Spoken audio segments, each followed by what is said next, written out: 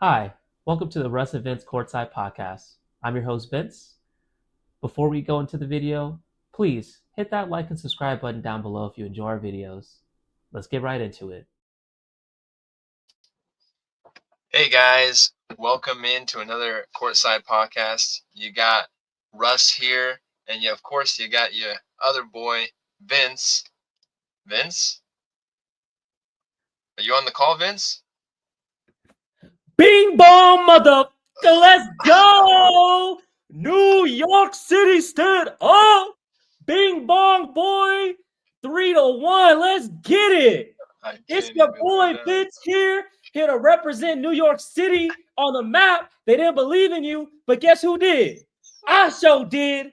Knicks in 6. But you know what? After that game, 4, I might just have to say Knicks in 5. Holla at your boy. What's up, man? It's your other host, Vince here. How we Ooh. doing today? How we feeling, Russ? I mean, I'm feeling okay as a Lakers fan, but as a Celtics fan, I'd be a little worried right now. It's not looking so hot right now. Vince, Oh, yeah. tell me what's going on. Shoot, man. Not much, bro. Not much. So we were in for a treat, okay? Now, the game was yesterday. We are recording officially today, a day after the game. But boy, oh boy, were we in a treat, man. Literally, I mean, from start to finish, we had some epic moments all game long. Jason Tatum showed up, made a great performance. Jalen Brunson was also there, present, made his fourth quarter clutch moments happen. At the end of the day, bro, we were in for a treat. Unfortunately, definitely some sad news that we're going to start this off with real quick, man. We just got update today. Unfortunately, Jason Tatum is going to be out for more than likely 12 to 18 months. We know this just from history. We've seen this exact injury happen with a lot of people. Jason Tatum has now been officially reported that he is hurt with an Achilles tear to his right Achilles. So definitely send your prayers up to Mr. Jason Tatum, regardless if you're a Laker fan, if you're a Knicks fan, or if you're just a Boston Celtic or even a Jason Tatum hater. Nobody ever deserves to go through what this man is going to have to deal with right now, especially at a young age. So let's definitely send our prayers to him. God willing, he'll have a speedy recovery and get right back into action fairly soon. Now, just going right back on the topic, man, we had ourselves a very, very good game here to watch, to say the least. We're going to go right into the stat sheets here, Russ. In case you guys weren't able to catch this game, we're going to really dissect into the box sheet and really just kind of see what we were able to witness that got the results for the Knicks to go up 3-1. As you can see, the result there, they're up 121 to 113 in this game. And again, man, a lot of this story that you're going to see had all to do with the clutch moments. All right. Now, real quick, Russ, as we're going to take a brief look here. And of course, if there's certain areas you want me to stop at, let me know.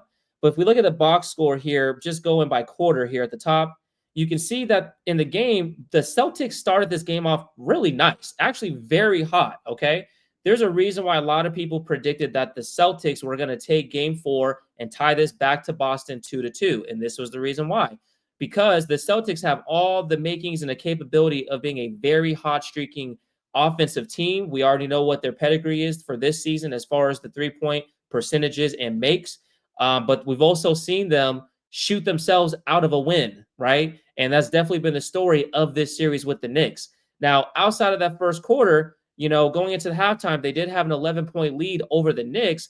But man, oh man, the Knicks really came out with a purpose in that second half.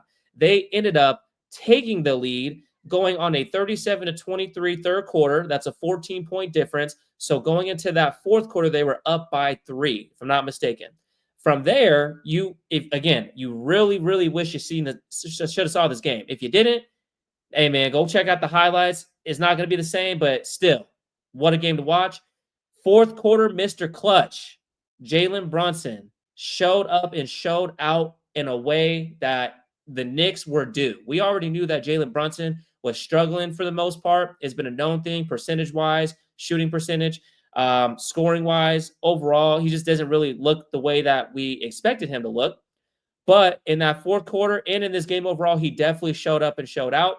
We'll get into the stat sheet here in a second, but really, regardless of the injury that happened with Jason Tatum, just to make it very known, the Knicks were set up to win that game. They still had a lead during that time. I believe there was a 5 or a 7-point lead by the time that injury took place. Anunoby had stolen the ball from Jaylen Brown, took it the distance and dunked it to go up by 7 at that time. So they were already still in the lead. For those who think that perhaps the Celtics, lost because of this injury, one could argue they had a better chance, obviously, the way that Jason Tatum was showing up in this game. But unfortunately, like I said, man, the Knicks really showed up and showed out. Yeah, no, the game was pretty much over in the balance. It wasn't even in the balance anymore. Once Tatum went down, I mean, it was. First, I was just thinking, I was like, nobody even hit him. But then I was just like, oh man, if it's a non-contact injury, that's even worse. And of course, we saw Jalen Brunson, Mr. Clutch Player of the Year award winner, showing up and showing out, man. I'm telling you what, man, the Mavs, I've given up Jalen Brunson and Luka Doncic to in a blood sacrifice with another being for this Cooper Flag guy. So I don't know, man, because Jalen Brunson it was actually in the playoffs. I think game one and won game one for the Mavericks a couple years ago, while Luka was not playing that first one because of like him playing the last game of the season or something like that, and then Luka getting hurt. But Jalen Brunson was like on the rise, and so one would think, man, you should keep this guy. He's like really good, he's balling, and then next thing you know, he's out to the Knicks. I mean, dude, Knicks fans they're going wild, man. They're saying some things that I'm like, dude, I never seen fans like that. Knicks, props to you guys. I never seen so many different varieties of people. I mean, they were smoking bongs, they were drinking beers, they were saying some negligent things that your mother wouldn't want to hear. It Oh was yeah. crazy up in there, man. I like the chains you got on, by the way, too. Oh yeah. Those You sick. know how we do it. Hey, in all fairness, just so y'all know, I am nowhere close to a New Yorker. So if I'm offending New Yorkers right now, I do sincerely apologize. But, again, your boy all the way here in the West Coast, okay, predicted y'all was going to win. I predicted in 6. We still got at least another game to go tomorrow. We'll see if you guys can close it out in 5. But if not, you do have at least a game 6 going home to get that dub. And I mean, at this point, it would be a huge letdown if you guys blew a 3-1 lead. I don't want to put it in the air because at this point, anything is possible, right? Especially when you're dealing with the Celtics. But if we're being realistic, there's no reason the Knicks should not win this series. If not in 5, at least in 6. At least in 6. With that being said, though, too, we got to really dive a little bit into this score sheet, man, because I'm telling you, one thing I really noticed, okay, the difference between the game that the Knicks lost compared to the game that they won. How many points did you see OG Anunoby score in this game? 20. 20 points. Yeah, I'm looking at that right now. I'm gonna tell you 20 the points. reason why. I'm gonna tell you the reason why that's important. The game that they lost, okay, and I'm gonna actually show you guys here because ironically is right here. All right. Let me guess. OG didn't swerve a lot. You want to talk about not scoring a lot? How many points did he score in that game 3? 2 deuces. Okay. So that right there is the key. That right there is the key for this entire series. OG Anunoby showing up on the offensive end. We already know what he brings you on the defensive end for the most part. But offensively, when you're getting some contribution, some solid contribution at that from OG Anunoby, you know that you're going to be set up for success. Not to mention big Karl Anthony Towns, man. Shout out to him, bro. I don't know what it is, but it's like regular season cat versus postseason cat against this Celtics team. Completely different. He has definitely revitalized himself in this matchup, giving the Knicks, as well as other people who are not Knicks fans, but maybe just Boston Celtic haters, hope that there was a real chance that the Knicks could win. And it's really him that's been able to contribute consistently along with OG and along with Brunson, throughout this series, really. But Karl Anthony Towns, man, 11 of 15. He didn't make any threes, but one could argue this was a great post-present game for him. A lot of people are sick and tired of 7-footers, always looking to stretch out the floor, take the three instead of just get your big booty in the paint and do what you do best, make it around the rim. So this was a game where he really asserted himself, as we can see, and then getting those 11 rebounds, very important. And then, of course, yeah, Karl Anthony Towns, man, he's a 3-point shooter too. He won a 3-point contest a few years back, and I mean, he can shoot the three, but you can see with only 3 attempts, he was like, you know what, this ain't working for me. I'm gonna go down low. I'm gonna get them. Oh yeah, dubbed himself the greatest shooting big man of all time for a reason. But this was definitely that game that was due, right? Jalen Brunson, Mr. Fourth Quarter, Mr. Clutch, 39 points, 5 rebounds, 12 assists, 1 turnover. He was a plus 12 in the plus minus column for this game, and you felt his presence, especially late in this game. Jalen Brunson, man, continuously defies all odds. All the haters, all the doubt makers that didn't give the Knicks a chance, they are eating crow, and a lot of it has to do with this man, Jalen Brunson. To me, there's no question, without a doubt, this man is a top 10 player in the league. He plays like it, not only in the regular season, but when it matters the most. And this is the opportunity to really grab a hold of that top 10 label. Despite his size, this man plays a lot bigger than he is. I think he's like 6 foot or 6'1", but he plays so much bigger than that. He has an amazing ability to not only space the floor well, but when he attacks the basket, he attacks with purpose. And his footwork, man, his footwork is so good, bro. That's something that a lot of people could learn and teach. And that's definitely something that, whether you're a big or a small, that's something you want to add to your arsenal. But definitely shout out to Jalen Brunson for this game. He definitely was obviously the key in this game, along with the other starters, including Mikal Bridges. He really has struggled a lot in this game, specifically in the first 3 quarters of the games for the last 3 or 4 game matchups. Now we finally have a complete game from Mikal Bridges. 23 points, 7 rebounds, 3 assists, but 4 steals and a block, man. He was all over the floor defensively. Mr. Iron Man, not missing games, coming up clutch when it need to be. I mean, he had the highest plus minus on the team, which, I mean, like I said, I'm not much of a plus minus guy, but it does show a little bit of what someone's doing and how much productivity that they're providing to the team. Because you just don't look at this team and you think like, man, world beaters. But I mean, beating the world right now. Facts. Now, real quick, man, let's take a look at the Celtics, okay?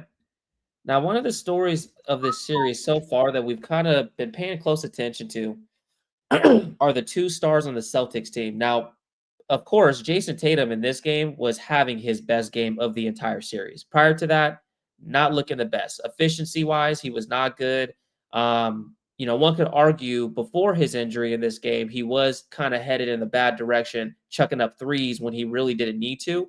But this was a much better outing for him. He had 42 points, 8 rebounds, 4 assists, 4 steals, 2 blocks. I mean, the guy was doing his part, right? So then it comes down to the others. This is a game where, again, Jaylen Brown, his efficiency just not looking the best. 2 for 8 from 3, not going to get the job done. 7 for 16. Yeah, you had 20 points, but if it takes you, again, almost as many field goal attempts to make the points that you're making, you're not doing your best. On top of that, your other starters, you didn't get much from either. Drew Holiday, arguably his worst game of the entire series with just 4 points. And then, of course, you had Al Horford, not your traditional starter, but he started this game. He only had 5 points. And then Porzingis. It's such a weird situation, man. Porzingis, when he's able to be out on the court, is so dominant with his size, his ability to stretch the floor out from deep, unlimited range. But his health concern issues constantly are a problem for the Celtics. And there are times where, as big and as skilled as he is, he kind of plays soft. Like, I'm not saying he's soft at all, but he definitely has moments where he's playing a little bit too soft for his size. And I think that this was a game where it got the best of him.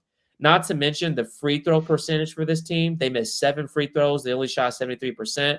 The threes, I mean, we already know what this team is. They're going to chuck up the most threes for the most part. It wasn't terrible. They did shoot 37.5%.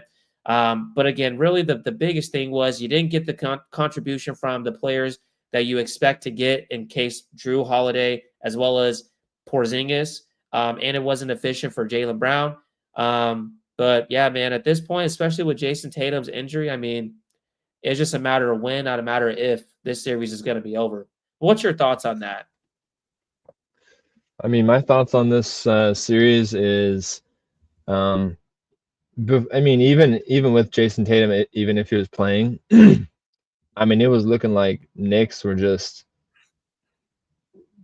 beating the Celtics all over the place. I mean, you know what's funny is I'm gonna bring this back. I mean, it's almost as if like the Celtics had a cakewalk to the finals last year. And I mean, I'm not saying that they couldn't have gone to the finals, but I mean, they're playing healthy teams now. And the first round is one of those rounds where I'm just like, you know what? Usually nine out of 10 times the higher seed wins. I mean, these days you just never know how good the eighth seed is because, or how bad the eighth seed is, because it could have been the 10th seed who just won 2 lucky games in a row to get to the eighth seed, but realistically they had no shot against the number 1 seed. But um, it's just the second round really, the skill level really just next level. You know, I mean, obviously it goes even to a more level in the conference finals and the finals, but I mean, the Celtics just didn't have the best series, and I can't really conclude to what it is. Because what do you think the Knicks did differently this year compared to last year? I mean, last year one could say I think it was because of injury, right? That the Knicks weren't able to get, was it past the Pacers they couldn't get past? Yeah, they couldn't get past the Pacers. Because they were injured. I think it was Jalen Brunson's hand, and then there was They- um, yeah, Josh Hart, I believe, or something like that. But I mean, the Knicks, man, they're showing New York. New York, stand up, man, because we ready. I mean, if this is them, if this is New York fans when they win almost the second round, I can't imagine what Knicks fans are like when they win the finals, man. Oh, we're going to talk about that here real briefly, just to, just to kind of go over this. But let's look at the box score. Let's really look at how they lost this game. One thing that I totally forgot, but just remembered right now, off the top of my head, the biggest difference was the Carl Anthony Towns and Mitchell Robinson minutes together. If you can see here, they shot 92 shots compared to the Celtics 79. They also out rebounded the Celtics 43 to 31. That's a 12 rebound difference. They got 13 offensive rebounds, which produces extra looks at the basket. And anytime you can get extra cracks at the shot at the basket, chances are you're going to make it, right? I mean, they're professionals for a reason. So you get that, and they were spreading the ball around. You got 25 assists for the Knicks, 15 assists for the Celtics.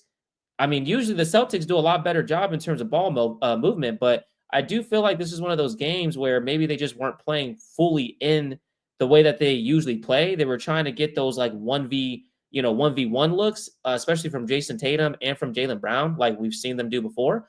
But this was definitely not a good team effort overall. And then really, man, look at the difference here in the paint points, 64 to 32. I'm sorry. I don't care who you are or how many threes you can make as a team. If you're getting doubled in points in the paint, which is the easiest buckets, you're not going to win many games that way.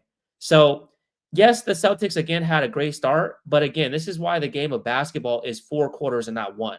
Because in the game of basketball, you're constantly worried about the fluidity of the game, and it's a game of runs.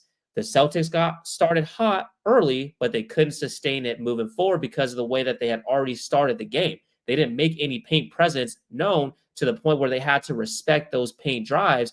Now, the Knicks were able to simply just go and close out on those 3-point shooters in a way to where it's a lot easier for them to basically just not only stop the three, but also go out, get the rebound, and then go get some fast break points. So to me, man, like I said, that right there is the whole story of the game. But real quick, I'm gonna let you have the last word here. There's one thing in particular that I want to know because in case the audience didn't remember earlier in the series, somebody had predicted something. Somebody predicted Celtics in 6, while somebody else, me, predicted Knicks in 6. So I want to ask you, Hmm. Mr. Russ, do you got Knicks in 5 or Knicks in 6?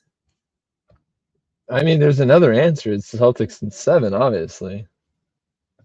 Let's be realistic. What you got? Knicks in 5 or Knicks in 6? I know you in your heart don't actually believe the Celtics are going to come back 3-1. If they do, this is going to be an interesting video. I'll just say that. But there's no way they're coming back 3-1. I got Knicks in 6. I'll give I mean, Celtics this what one. what if That's it. what if Brown finally can see what this team could be like when he has the ball and doesn't take all the unnecessary shots that Tatum may do sometimes? Sometimes Tatum hits, sometimes Tatum doesn't. But I would be shocked if Brown could obviously just turn this thing around and just obviously the X factor for the Celtics has to be the freaking Kristaps Porzingis. Like when he's balling, like the team's different. So I just don't understand how he only plays 24 minutes. Why is he only playing 24 minutes? Is he like if a big's not able to play on the floor, usually you get less minutes. And it's like he played half the game. I just don't understand why they're playing him 24 minutes. Is he not I guess he's not providing enough with only 7 points, but I'm gonna give it to you. Unfortunately, I think the Celtics are done, man. I mean, I think Knicks in 5. I think after that hit that the Celtics got from Tatum going down, I think it's just a momentum killer, and I can't see them winning another game unless Game 5 is going to really show us a lot, because if the Celtics can really fight like a defending champion should, then I think they extend the series. But I mean, it just really matters on to see how well they bounce back from that last game in terms of your best player going out and getting a season-ending injury and going to be out all next year. So it's going to be tough. But I'm going to say Knicks in 5, and this is why I'm not an analyst. My pick was horrible. Celtics not in 6. Hey, man, it's all right. Some of us got to be right. Some of us got to be wrong. I just happen to strike gold and be right on this one, man. I felt like I seen something, especially after game 1, that kind of told me, you know what?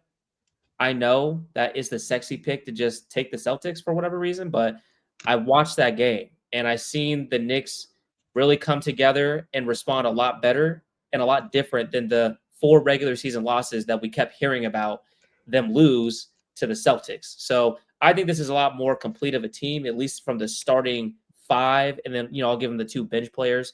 But overall, do I think they're going to win the finals? Well, we'll have to see about that in another video. But I will say this: I got Knicks in 6. I will put some respect on the Celtics name. As a Laker fan, I hate to do it, but it is what it is. They are still the defending champs until proven otherwise. I'm going to give them at least one game in Boston. It was a very heightenedly emotional game towards the end, and as a Laker fan, we were a part of a very heightened emotional game. You remember the game where Luka literally got ejected in OKC in that second game, and we completely lost ourselves and lost the game? Who's to say that couldn't have happened to the Celtics in the stretch? I'm just saying. So I'm going to give them Yeah. one more game. One more game. I think it's Knicks in 6. And after that, they're going to be seeing the Pacers in the Eastern Conference Finals like I predicted.